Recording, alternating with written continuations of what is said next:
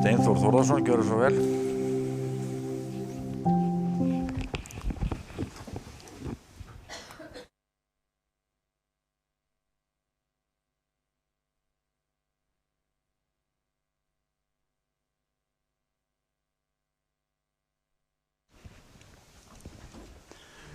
Ég má til með að byrja á því hér í dag að leggja áherslu á að það sem ég flyt ykkur hér á eftir flutt í kærleika og tillitssemi við alla.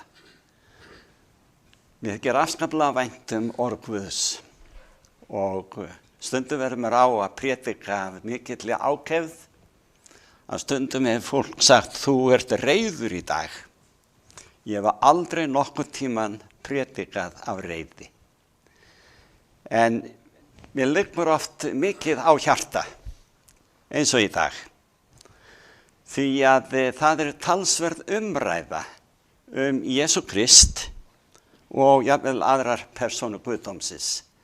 Hvað hver sé og hvernig þetta ber að leggja fram. Og ég bið ykkur að bara taka til greina það sem að Drottinn segir, það sem orð hans segir. Við deilum því hér saman í dag. Þetta upprifjun. Þetta ekkert nýtt fyrir flestum ykkar. En fyrir mér Jesús Kristur hátign alheimsins. Og því meira sem ég kynnist orði Guðs, að þá sé ég hvílíkur Guð hann Og hvað Guð góður við okkur syndarana sem mættum ekki skilið að fá tækifæri til að lifa eilífi í ríki Guðs, þar sem enga synd að finna. Og samt leggur himinin allt þetta á sig til að bjarga okkur ef verða mætti. Jesús Kristur fyrir mér, ekki bara, fyrir ekki þó ég segi það, vinur, því hann það og undursamlegur. Hann líka frelsari. Og meira en það, hann bara Guð sem leggur allt í sölunar til þess að þessi syndarævill sem heitir Steinþór Þórðarson mætti lifað eilífu ef það nokkur leið til að bjarga honum. Jesús eina leiðin. Eigum við að byrja? Jesús að kveðja lærisveinana og að fara til himins. Síðustu orðin í Mattheusar guðspjalli. Þar segir og Jesús gekk til þeirra, lærisveinana sem sagt, talaði við þá og sagði, allt vald mér gefið á himni og jörð. Sjáu þið hver þetta Hann alvaldur. Honum gefið allt vald. Þetta segir mér gríðarlega mikið. Svo segir að farið því og gjörið allar þjóðir að lærisveinum. Skýrið þá í nafni Föður, Sonar og Heilags Anda. Og kennið þeim að halda allt það sem ég hef boðið yður sjá. Ég með yður alla daga, allt til enda veraldar. Það bara nýlega sem það rann upp fyrir mér. Mikilvægi einna setningar þarna í þessari málsgrein. Það skýrið þá. Skýrið þá í nafni Föður, Sonar og Heilags Anda. Skýrnin eitt æðsta form tilbeiðslu. Þegar við látum skýrast, okkur sagt í Rómverjabréfinu í 6. kafla, að við látum greftra okkur, grafa okkar gamla mann í þessari blautu gröf sem skírnarlögin og þannig sameinumst við honum til að verða samarfar með honum. Hann dó og hann reis upp og þó að við deyjum munum við líka rísa upp vegna þess að Jesús Kristur í almætti sínu kemur því til leiðar að kalla okkur upp til lífsins á ný. Öllum sem hafa meðtekið náð hans. Svo að Drottinn bauð að skýra í nafni Föður, hann hefur nafn, þetta nafn Föður, Sonar, þetta hans nafn sem frelsari okkar mannana, hann hefur mörg önnur nöfn í Biblíunni, og svo heilags anda. Það nafn á persónu líka. Í 1. Pétursbréfinu 1. kafla, þá segir þar í 18. versi, þér vitið að þér voruð eigi leystir með hverfulu hlutum, með silfri og gulli frá fánýtri hegðun yðar. Hér verið að víkja að syndugu líferni okkar. Þér höfðuð að erðum tekið frá feðrum yðar, gullu og silfru eignirna sem við fáum frá öðrum. Við fáum eitthvað allt annað, miklu meira og betra þegar við fáum okkar himneska arf. Og já, þér höfðuð að erðum tekið frá feðrum yðar heldur með blóði hins lítalausa og óflekkaða lambs með dýrmætu blóði Krist. Við eigum allt undir blóði Jesú Krist komið til sáluhjálpar. Hann var útvalinn, takið nú eftir, áður en veröldin var grundvölluð, en var opinberaður í lok tímana vegna yðar, vegna okkar. Áform var lagt uppi í himninum, aftur í eilífðinni, hvenær sem það var, enginn veit, en það var áður en jörðu var sköpuð. Hann var útvalinn áður en veröldin var grundvölluð. Til hvers? Að verða frelsari okkar, og það í því ljósi sem hann kallaður sonur, og það í því ljósi sem hann var valinn til að koma hingað til jarðar til að gegna þessu hlutverki okkur til sáluhjálpar. Já, hann var opinberaður í lok tímana vegna okkar. Fyrir hann trúi þér á Guð, vakti hann upp frá dauðum og gaf honum dýri svo að trú eða skildi jafnframt vera og von til Guðs. Við skulum halda áfram. Í 1. Mósebók, í 1. kafla segir í 27. versi, sköpunin sem sagt að hefjast. Guð sagði, við viljum gera manninn eftir vorri mynd, líkan oss. Þið takið eftir því að hér eru fleirtölu orð. Sumir skilja þetta sem eitthvað annað en fleirtölu orð. Og það allt í lagi ef það skemmir ekki trú og trúar reynslu þeirra.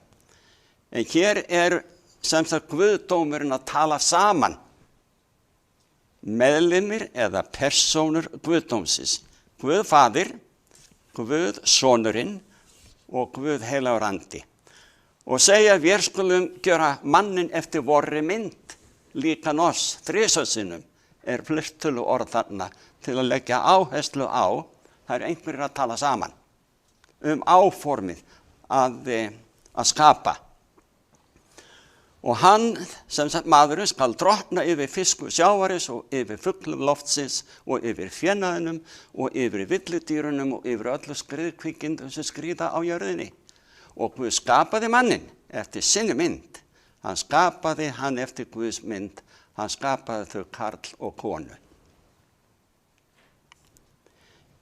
Í Hebreabréfinu, í 1. kafla, aftur vikið að sköpun og sköpuninni. Þar segir frá byrjun, Guð talaði fyrir oft sinnis og með mörgu móti til feðranna fyrir munn spámannanna. En nú í lok þessara daga hefur hann til vor talað í sinni sínum, sem að setja erfingja allra hluta.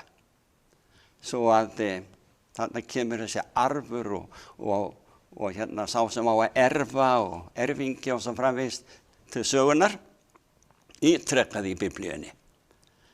Og það vegna þess að það var áform að Kristur myndi deyja og einhverju myndi erfa eilíft líf út á hans dauða. Nema hvað hann reis upp frá dauðum, hann sigraðist á dauðanum og fær þess arfin, veröldina sem Satan stal frá honum. Þið munið að það segir að þetta í Jóhannesar Guðspjalli, munir í 8. kafla, að Jesús að tala að Satan sé höfðingi þessa heims. Og hann var það á tímabili og hefur stólið sköpuninni, þessari veröld og okkur úr höndum skaparans. En Jesús ekki á því að láta honum komast upp, eða hann komast upp með þetta. nema við sjálf viljum farast þegar að Guð hreinsar þessa jörð af allri synd. Það gerist árið mjög langt að líður. En það segir þarna að fyrir Krist, hefur hann líka heimana gjört. Hann sem ljómið dýrðar hans og ímynd veru hans og ber allt með orði máttar síns. Hreinsaði oss sem syndu vorum og settist til hægri handar hátigninni á hæðum. Jesús hátign, Faðirinn hátign, heilagur andi hátign. Þessar 3 persónur Guðdómsins, já, eru persónur. Sjálfur Guð kynnir sig sem hátign, alvalda og eilífa og færa að bjarga okkur syndurunum. Mér finnst þetta svo stórkostlegt sem að himinin gerir fyrir okkur. Við megum til með að meðtaka það sem að segir okkur, Guðdómurinn, sem oft orðað í Biblíunum bara sem Guð. Og þá átt við 3 persónur. Hann segir það sjálfur á annan hátt en að nota orðið þrenning.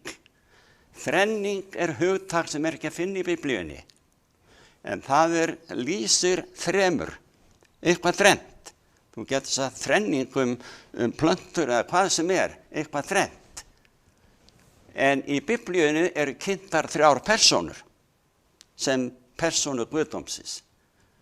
Og hér áður fyrr í kristninni var þrenning notað yfir persónu Guðdómsins.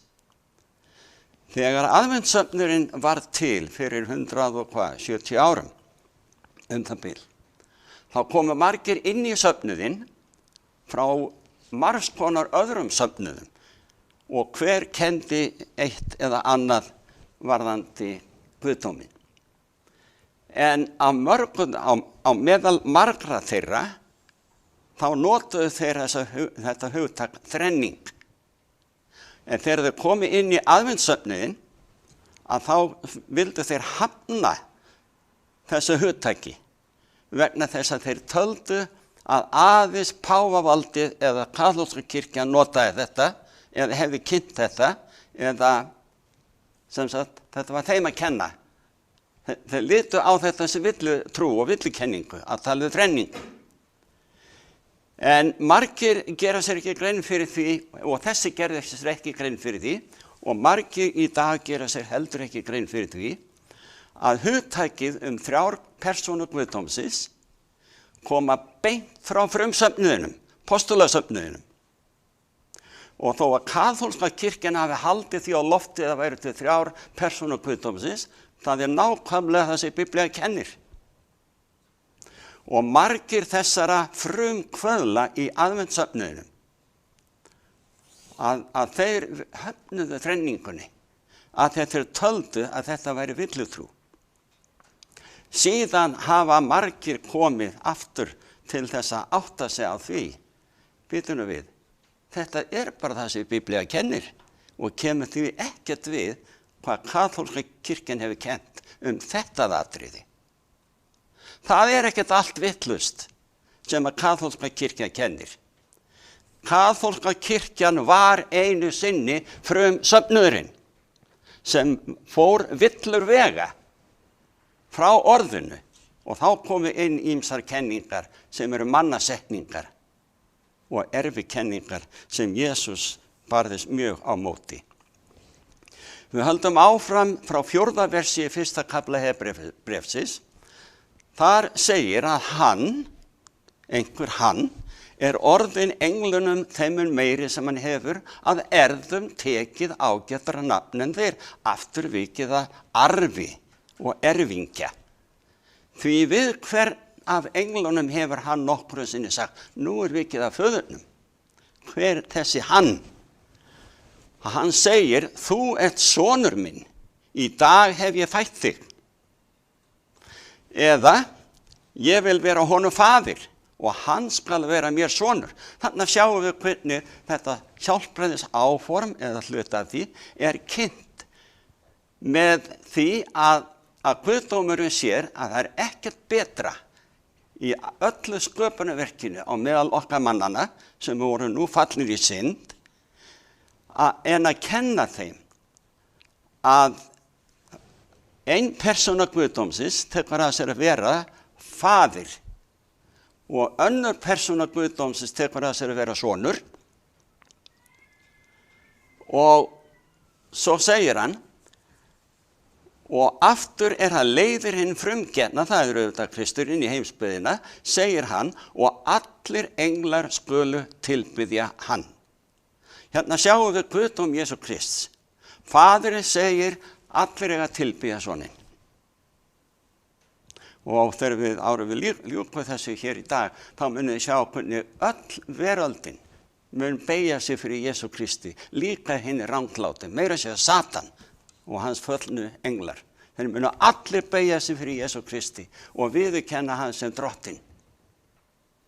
Áður en að Guð telur sér fært að eyða öllu illu í þessum heimi og endurskapa. Frá 8. versi í Hebreabréfinu, það að segja 1. kafla Hebreabréfsins, þá segir faðirinn soninn: Hásæti þitt, ó Guð, aldir alda. Hér Jesús Kristur kallaður Guð. Af Guði. Sjáu þið 2 persónur núna? Þannig eru 2 persónur. Guð að lýsa því yfir að sá sem kallaður sonurinn í ljósi hjálpræðis áframsins fyrir okkur syndarana, kallar hann son og Guð. Og segir síðan að sproti, hásæti þitt aldir alda, sproti réttvísinnar sproti ríkis þíns. Þú hefur elskað réttlæti og hatað ranglæti, því hefur Guð, þinn Guð, sjáu þið, aftur þetta sagt.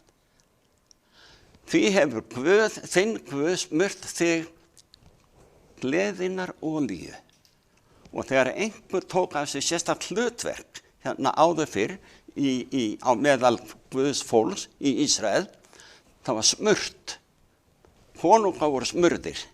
Æðstuprestur var smurður með olíu.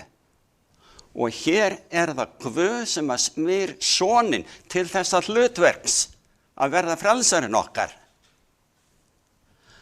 Og takið eftir þessu að lýkur þessari setningu með því að segja, já, því hefur Guð, þinn Guð, smurt þig gleðinnar olíu fram yfir þína jafningja. Hafið þið tekið eftir þessu fyrr? Hér eru meðlimir persónu Guðdómsins að tala saman og lýsa því yfir að það eru einhverjir jafningjar. Munið eftir því á einum stað, ég mun koma með það upp og tjaldið á eftir, að Jesús taldi það ekki vera að taka of mikið á sig, að teljast vera jafn Guði. Hérna verið að tala jafningja. Við höldum áfram. Áfram segir, og nú það í 1. kaflanum hjá Jóhannesi. Og fyrstu orðin, í upphafi var orðið. Þetta nafnið á Jesú Kristi. Og orðið var hjá Guði, og orðið var Guð. Hann var í upphafi hjá Guði. Allir hlutur urðu fyrir hann, án hans varð ekki neitt sem til Í honum var líf, og lífið var ljós mannana, ljósið skín í myrkrinu, og myrkrið tók ekki á móti því. Þið sjáuð hér verið að tala Jesú Krist. Ég hoppa yfir í 10. versi. Hann var í heiminum, og heimurinn var orðin til fyrir hann. Sjáuð þið, hann skapaði. En heimurinn þekkti hann ekki. Hann kom til eigna sinnar, en hans eigin menn tóku ekki við honum. En hérna sjáum við Jesú Krist, eina persónu Guðdómsins, ein af 3, sem Biblían frá upphafi til enda kynnir allt í gegnum Biblíuna, og við þurfum ekkert á hugtakinu eða þrenningunni, orðinu að halda. Það verið að boða 3 persónur, sí og æ. Svo segir einhver, í 44. kafla hjá Jesaja í 7. versi, svo segir Drottinn, konungur Ísraels og frelsari, Drottinn allsherjar, ég er hinn fyrsti og ég er hinn síðasti og enginn Guð er til nema ég. Er nokkur Guð til nema ég, spyr hann? Nei, ekkert annað hellu bjarga til, ég veit af engu öðru. Hér er Jesus Kristur að tala. Hann er konungur Ísraels, hann er frelsarinn. Og kynntur undir þessum orðum allt í gegnum Biblíuna. Og hann lýsir yfir það er engin annar Guð en ég. Er hann að skrökva? Nei, Guðdómurinn lítur á sig sem einn Guð, aftur og aftur í Biblíunni, alveg frá upphafi til enda. Það er engin annar Guð en ég, segir hver og einn af þessum persónu Guðdómsins. En þeir kjósa að kynna sig sem slíka einingu, alveg eins og við í dag segjum karl og konu sem giftast. Þau eru eitt hold, en þau eru samt tvær manneskjur. Drottinn Guð í Biblíunni kynnir sjálfa sig sem einan Guð og hér er það Jesus sem segir það er engin annar Guð nema ég. Hann er að tala fyrir allar þrjár persónurnar. Við höldum áfram. Förum núna í næstu því loka orð Biblíunnar. Åpenbarunarbókin 22 frá 12. versi. Þar segir Kristur, sjá, ég kem skjótt og launin hef ég með mér til að gjalda hverjum og einum eins og verk hans er.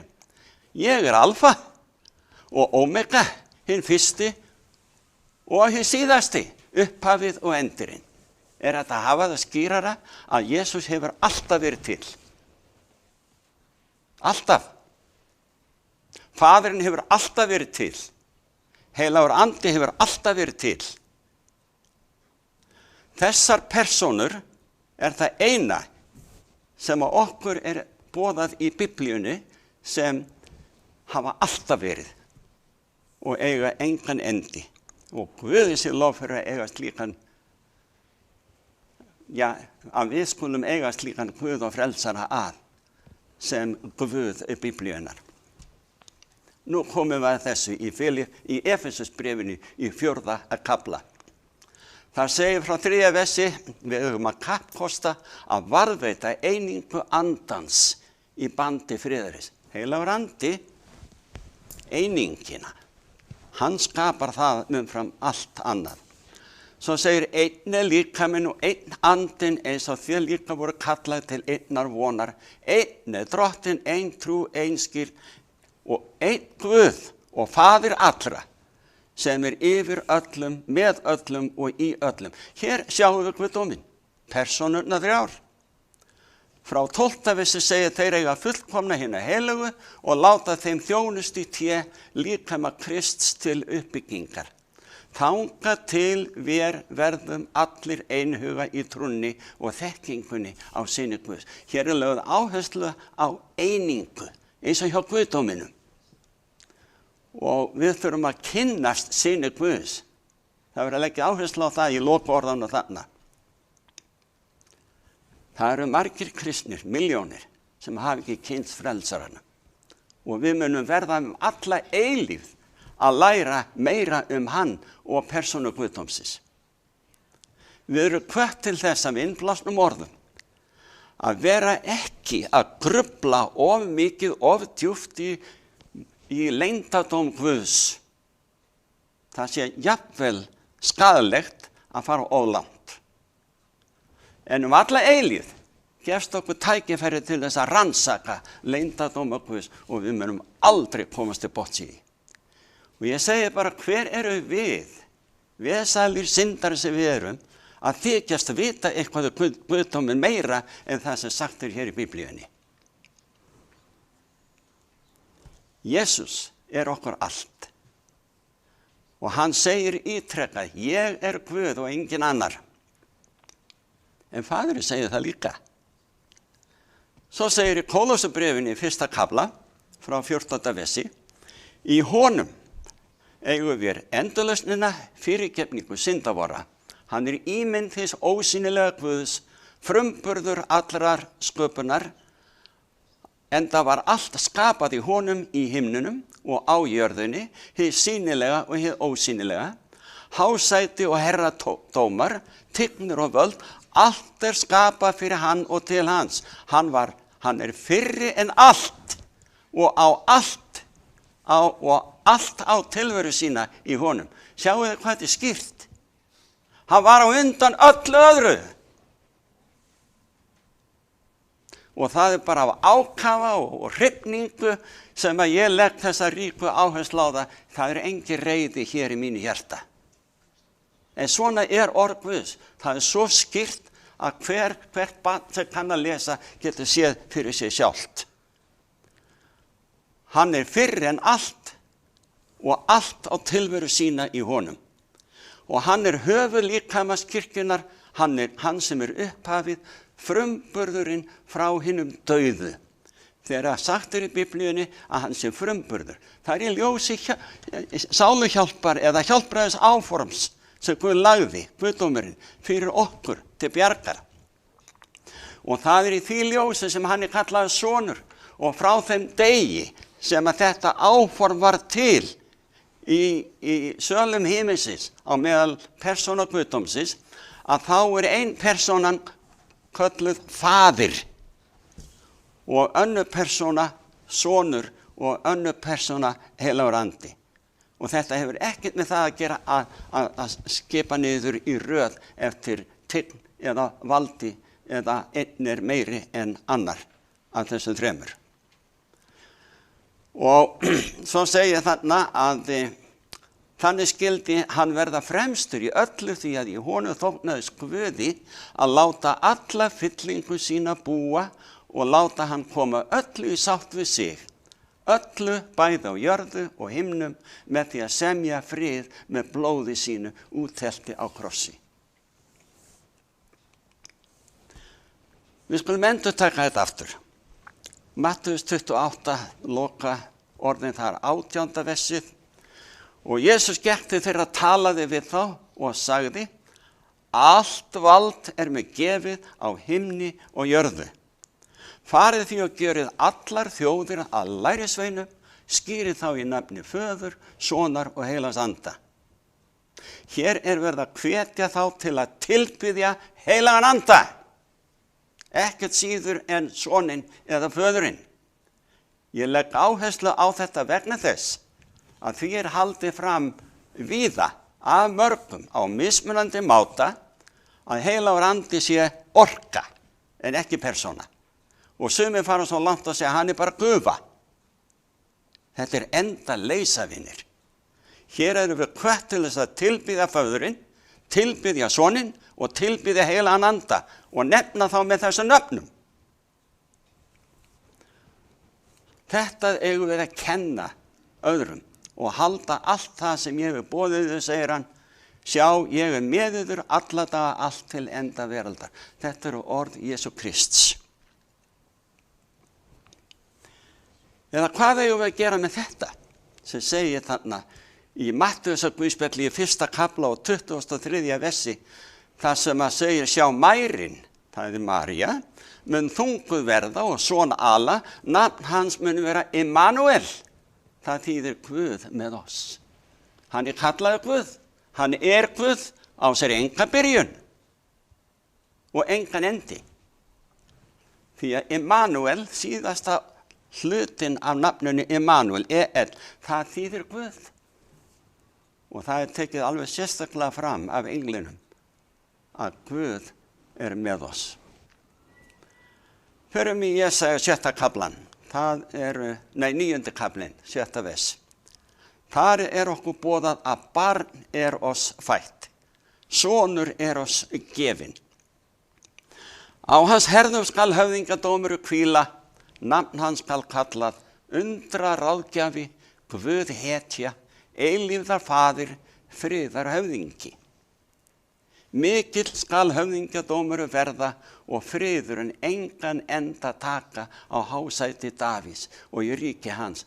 Hann mun reisa það og efla með réttvís og réttlæti héðan í frá og að eilífu. Vandlæting drottins allsherjar mun þessu til vegar koma. Þessu kemur Jesús til leiðar. Hann kallaður þessum tignar heitum, Guð hetja, eilífða faðir og svo framvegis. Ef að fara yfir í 17. kaflan í Jóhannesar guðspjalli, þá segir frá byrjun. Þegar þetta talaði Jesús, hóf augu sín til himins og sagði, Faðir, stundin komin, gjör son þinn dýrlegan, til þess að sonurinn gjöri þig dýrlegan.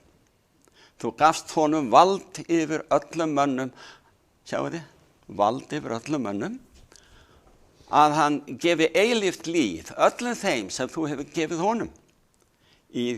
En það hið eilífa líf að þekka þig, hinn eina sanna Guð. Sjáu þið, hann sem var nýbúinn að segja, við lásum það áðan hjá Jesaja, enginn Guð nema ég, segir Jesús, sem frelsarinn. En hér það að enginn Guð nema þú, segir Jesús við föðurinn. Ég hefi gjört þig dýrlegan á jörðu með því að fullkomna það verk sem þú fékkst mér að vinna. Faðir, gjör mig nú dýrlega hjá þér, með þeirri dýrð sem ég hafði hjá þér áður en heimur var til. Jesús, hann kann að bera saman hvað hann hafði og hvað hann hefur ekki núna þegar hann mæli þessi orð. Sem maður á meðal manna.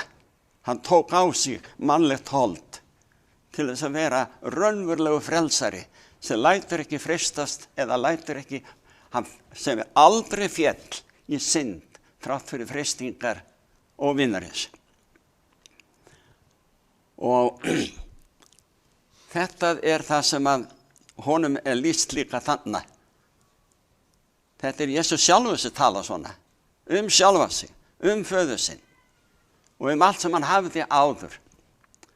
Nú skiljum við betur hvað hann átti við þegar hann deyjandi á krossinum sagði, Faðir, hví hefur þú yfirgefið mig? Hann fékk ekki að sjá handan við krossin á þeirri stundu. Hann hélt hann var að deyja hinum eilífa dauða sem Biblía kallar hinn annar dauði. Hann var reiðubúinn að deyja þeim dauða ef að við mættum lifa, ef við vildum lifa að eilífu og þykja náð hans og miskunn. Hann lagði það allt til hliðar. Alla tignirnar, völdin, tilbeiðslu alheimsins og þar margar veraldir boðaðar að séu til í samkvæmt Biblíunni. En þær hafa ekki fallið í synd eins og þessi veröld sem við þekkjum. Í Jóhannes í 1. kafla 18. versi segir, enginn hefur nokkurn tíma séð Guð. Sonurinn eini, Guð, sem í faðmi föðurins, hann hefur byrt hann. Sjáu því, sonurinn eini, hann kallaður Guð, einu sinni enn. Í 1. Tímóteusarbréfi 6. kafla segir frá 14. versi, gæt þú boðorðsins lýtalaust, óaðfinnilega, allt til endur komið drottins vors Jesú Krist, sem hinn blessaði og eini alvaldur, einu sinni enn, Jesú sagt að hann hinn eini Guðinn, eini alvaldur. En alltaf þegar það notað Jesú Krist, það ekki verið að draga niður eða gera lítið úr hinnum persónu Guðdómsins. En hér hann sagður hinn eini alvaldur mun á sínum tíma birtast láta, konungur konunglana og drottin drottnana. Hann einn hefur ódauðleika, sjáu einu sinni enn, hann að meina að faðirinn hafi ekki ódauðleika eða heilagur andi? Sjáu því hvers konar ógöngu við lendum ef við förum að útvatna Guðdóminn eða persónu Guðdómsins. Látum orð Guð standa og minnust þess að Páll postuli segir í kærleikskaflanum, sem 13. kapitulinn í 1. Korinthubréfi, að þegar ég var barn, þá ályktaði ég eins og barn, segir Páll.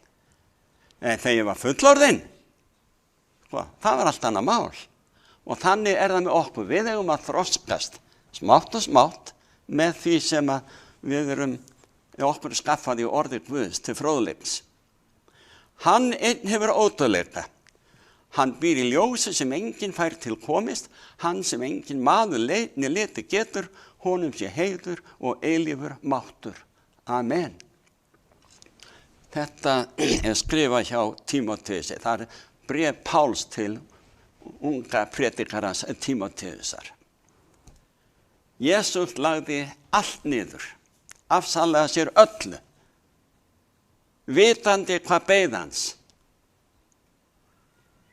Hann lagði allt í sölurnar fyrir þig og meira segja fyrir mig. Það enginn sá syndari á jörðu að úthelt blóð Jesú Krists nægi ekki honum eða henni til hjálpræðis að eilífu. Ef við bara viljum, en við verðum að þiggja. 2. Mósebók 3. kafli frá 2. versi, þar verið að fjalla það þegar Guð kallaði Móse til að fara til Egyptalands og leiða þá til frelsis og þrældómi. Það segir, þá birtist honum engill drottins í eldslóa. Takið eftir því að Guð hérna kallar engill drottins. Það var Guð sem var þarna að tala við hann. Og hann gætti sá hann að þyrni runnin stóð í ljósu loga en brann ekki. Þá sagði Móse, ég vil ganga nær og sjá þessa miklu sýn. Hvað til þess kemur að þyrni runnin brennur ekki? En drottin sá, sjáu þið? Það drottin sem að tala, að hann vék þangað til að skoða þetta, þá kallaði Guð til hans, kallaði Guð, kallaði til hans úr þyrni runnanum og sagði, Móse, Móse, hann svaraði, hér ég. Og við höldum áfram, frá 5. versi segir, Guð sagði, gakk ekki hingað, drag skó þín á fótu þér því að sá staður þú stendur á heilög jörð. Því næst mælti hann, ég Guð. Ég Guð föður þíns, Guð Abrahams, Guð Ísaks og Guð Jakobs. Þá byrði Móse andlit sitt, því hann þorði ekki að líta upp á Guð. Frá 13. versi, þá segir Móse við Guð, en þegar ég kem til Ísraelsmanna, Móse var tregur að fara, hann hafði drepið Egypta 40 árum áður og hann var hræddur að fara tilbaka til Egyptalands. Svo hann segir, þegar ég kem til Ísraelsmanna og segi við þá Guð feðra yðar, sendi mig til yðar og þeir segja við mig, hvert nafn hans? Hverju skal ég þá svara þeim? Þá sagði Guð við Móse, ég sá sem ég Og hann sagði, svo skalt þú segja Ísraelsmönnum, ég sendi mig til yðar. Hér notaði Guð nafn sjálfa sig, sem lýsir eilífri tilvist Guðs almáttugs. Hefur alltaf verið til á sér enga byrjun, mun aldrei enda, mun alltaf lifa. Þannig hann Guð. Og sér hver önnur persóna af þessum 3 persónum Guðdómsins sem Biblían kynnir fyrir okkur sem Guðdómi. Og þetta ég þetta eilífðar tignarheiti Guðs fyrir hvaða persónu Guðdómsins sem nema þetta þá sérstaklega við Jesú Krist. Og við vitum það vegna þess að Jesús á öðru staði í Biblíunni, í Nýja testamentinu, sem ég ætla að sýna ykkur, hann segist vera þessi ég Það í 8. kafla hjá Jóhannesi, frá versi 56. Hann að tala við leiðtoga gyðingana, þessa hálærðu guðfræðinga, sem þekktu reikningarnar sumir hverjir bóstaflega, utan bókar. En þeir voru svo gjörsamlega mengaðir af erfikenningum og mannasetningum.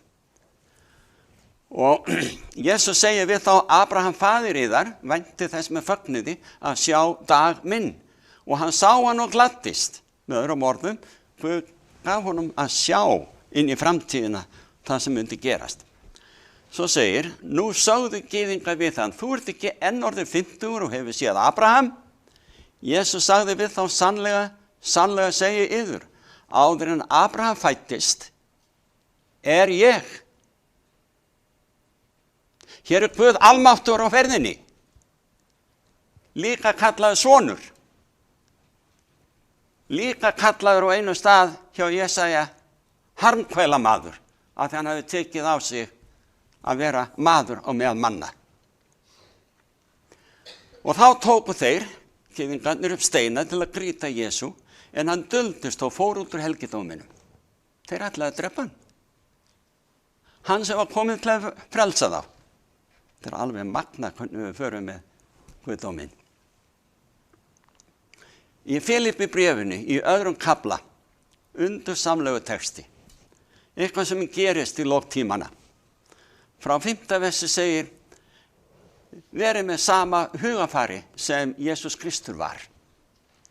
Hann var í Guðs mynd, en hann fór ekki með það sem feng sinn að vera Guði líkur. Hann svipti sig öllu, tók á sig þjónsmynd og varð mönnum líkur. Hann kom fram sem maður, lægði sjálfan sig og varð hlýðinn allt til dauða, já, dauðans á krossi. Fyrir því hefur og Guð hátt upp hafið hann og gefið honum nafnið, sem hverju nafni er æðra, til þess að fyrir nafni Jesú skuli hvert kné beygja sig á himni. Þar eru allir englarnir og ófallnar verur í alheimi Guðs. Og á jörðu, það eru við hér og fólk hvar sem er á jörðinni. Og undir jörðu, hverjir eru undir jörðinni? Nema þeir sem eru dánir og jarðsettir. Hér er verið að tilkynna okkur að sá tími kemur á einum stað, á einum og sama tíma, munu allar mannverur sem hafa verið uppi frá dögum Adam og Evu, alveg til þess tíma þegar Guð gerir upp fyrir alla syndina, í eitt fyrir öll, endanlega, að þá munu allir beygja sig, meira að segja Satan og hans föllnu englar, munu allir beygja sig, það stendur þarna: og fyrir nafni Jesú skuli hvert kné beygja sig á himni, jörðu og undir jörðu, og sér hver tunga játa Guði föður til dýrðar: Jesús Kristur er drottinn. Hann er sá sem að sagðist vera drottinn og frelsari og Guð og hvað eina. Jesús fer að koma. Það er ekki seinna vanna, ekki seinna væna fyrir að minnstakosti þá sem játa kristna trú að fara að lesa Biblíuna og kynnast frelsaranum okkar betur en við höfum nokkuð tímann gert áður. Og elsku vinir, þetta er allt sett hér fram við ykkur hér í dag, hér í Boðunarkirkjunni og öðrum þeim sem á hlýða í gegnum útvarpboðun. Ég set þetta fram í kærleika og umhyggju fyrir sáluhjálp okkar allra. Megi Guð hjálpa okkur að lifa þannig í dag að við höfum ástæðu til að fagna frelsaranum þegar hann kemur.